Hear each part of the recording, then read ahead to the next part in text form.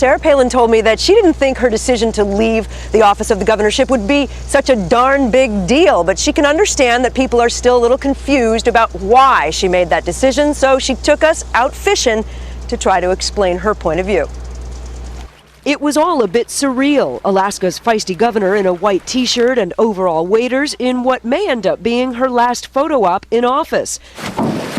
She hadn't said a word publicly since Friday. Now she was inviting us out to Kanakanak Beach in Dillingham, more than 300 miles from her home in Wasilla, to ride with her on a boat her husband Todd built 20 years ago with a buddy through the waters of Bristol Bay and watch her pluck salmon from the family fishing nets. You have some fish guts on you there. We do, and this is relatively clean, though. It was just last Friday she stunned the political world by announcing she would resign as governor, 18 months before her term is up. People are confused why you're doing this. You know why they're confused? I guess they cannot take something nowadays at face value. Conditions have really changed in Alaska in the political arena since August 29th, since I was tapped to run for VP. When that opposition research those researchers bombarded Alaska and started digging for dirt and have not let up. They're not going to find any dirt. We keep proving that every time we win an ethics violation or a lawsuit, and we won every one of them.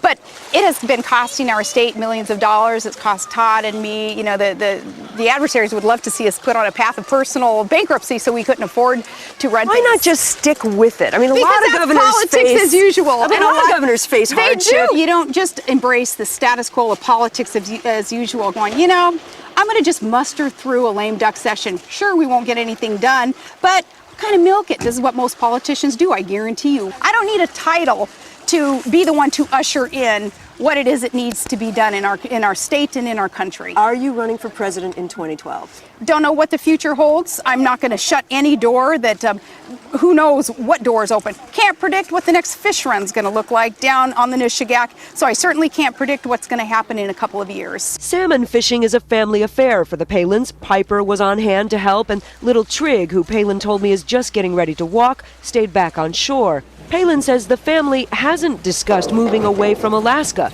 but when they talked about whether she ought to leave office, it was her son Track, who's serving in Iraq, who voted hell yeah. Are you happy?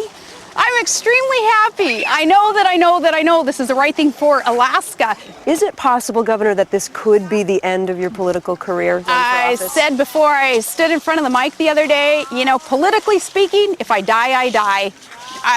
So be it. I asked her if she would consider being a TV talk show host, Diane, and she said she hasn't considered that option, at least not yet. Sure, a lot of rumors about that. She emphasized the money that it has cost her, Kate. I don't get the sense that she's going to simply disappear behind doors here.